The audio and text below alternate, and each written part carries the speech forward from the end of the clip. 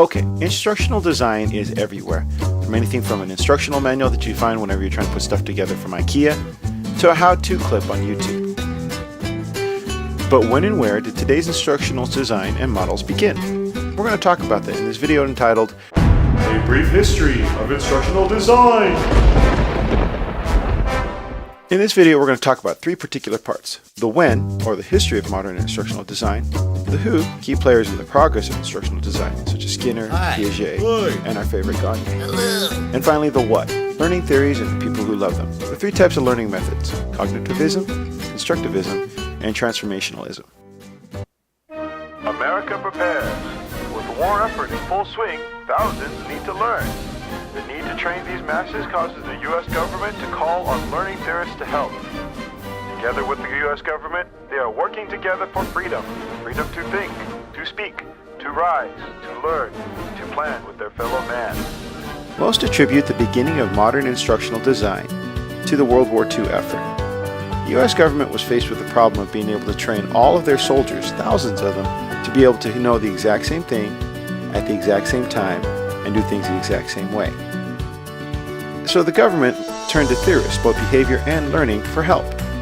These theorists used principles of instruction, learning, and human behavior along with multimedia in order to answer the problem, and they were greatly successful. One of the leading theorists behind this was Edgar Dale with his cone of experience. Well, hello there. If you don't know what the cone of experience is, it's that saying that people have where people generally remember and they talk about what they read, what they hear, what they see, and 90% of what they do. That principle is still applicable today. Following World War II, the government was so successful with their training programs within the military, they decided to apply it to education. And so from the 1950s to the 1990s, technology grew, learning theories progressed, and instructional technology developed more and more. Now, while the tools and theories grew and developed, the actual use of instructional technology was ill-received during these decades. The reason for instructional technology's shaky reception during these decades can be basically attributed to three things: either a lack of available resources, a lack of school training or funds, or the constant evolution of these technologies and how difficult it was to keep up with them. Regarding the lack of available resources, it wasn't that the technology was bad. It's just generally the technology did not have enough material to cover all subjects or warrant purchase. Regarding the lack of school training or funds, more often than not, teachers weren't trained properly on the technology and its teaching methods, leading to either improper or ill use.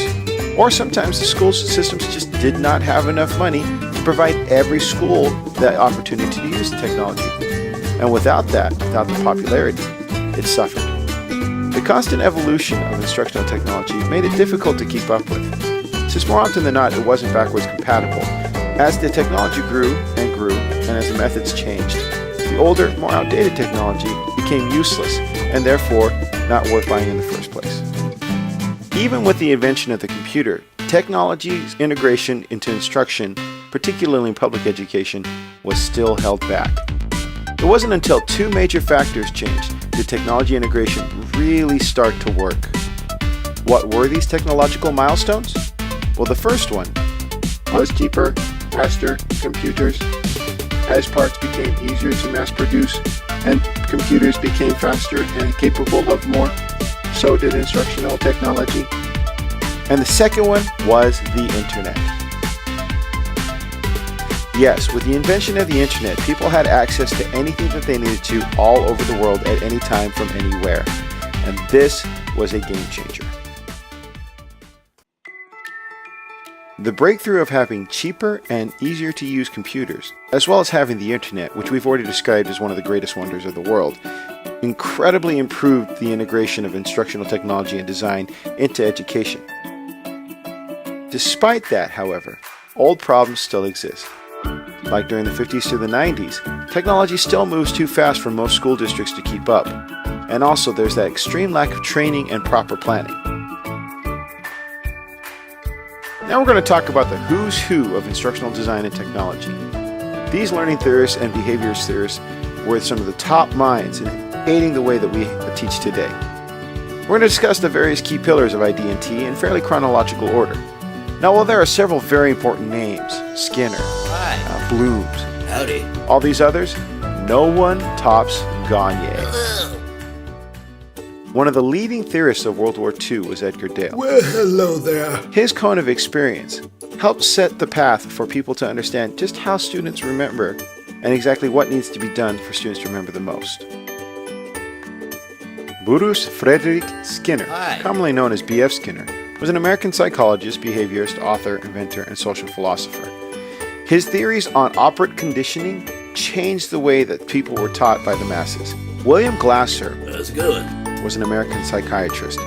While he was known for developing reality therapy and choice theory, his contributions to education was based on one thing: objective-based testing. Prior to this, they would test the individuals on certain characteristics, but this led the way to what we have today: standards-based testing and national tests. Benjamin Bloom, Howdy. the inventor of Bloom's taxonomy, was an American educational psychologist who made contributions to the classification of educational objectives and to the theory of mastery learning. He is also the first 2 to 3 weeks of every educational course you will ever take in college. And if you're not sick of him by the end of it, you will be. Jean Piaget was a Swiss clinical psychologist known for his pioneering work in child development. His 2 major contributions was genetic epistemology and constructivism, one of the learning theories we're going to talk about later. And finally, there's Robert Gagne. Robert Gagne was an American educational psychologist best known for his conditions of learning. In it, he talked about his 3 domains and also his 9 events of learning. His 9 events of learning became the basis of pretty much everything we do in instructional design. And the 9 events are: gain attention, tell the learners the learning objective, stimulate recall of prior learning, present the stimulus, provide learning guidance, elicit performance, provide feedback, assess performance, and enhance retention and transfer to other contexts. If that doesn't sound like pretty much every lesson plan we've ever had to do ever and anything we've ever had to do as an educator, then nothing does. Now let's talk about the 3 different types of learning theories that are out there. These learning theories have been trends throughout the decades of instructional technology and design. The first one is cognitivism, which is basically intelligence is inherited. The second one is constructivism, which is where learners construct knowledge based on experiences. And finally, there's transformationalism. This is where students learn from solving a problem, basically taking it from the macro to the micro. And that's what we have for learning theories. Why? Because Gagne. No, actually, the reason for it is because we're going to talk about instructional models. These are the instructional models we use for both online and offline instructional design. The mother of them all, the most basic one, is the ADDIE model, ADDIE. ADDIE stands for Analyze, Design, Develop, Implement, and Evaluate. And pretty much every model after that is based off of the ADDIE model. Some of the most famous instructional models that have been based off of the ADDIE model are the Dick and Carey model, the Rapid Design model, and of course the ARCS method. These instructional models are very important for a key reason. Because while instructional technology comes and goes, and while people can afford it or not, these models help keep it together. These models have remained as a way for everyone to incorporate any kind of technology into their instructional design and be able to use it effectively in any type of situation. Well, that's it, folks. There's our brief history introduction to instructional design. We've talked about the when, we've talked about the who, Gagne, and we've talked about the what. Thank you everyone for watching, and have a great day.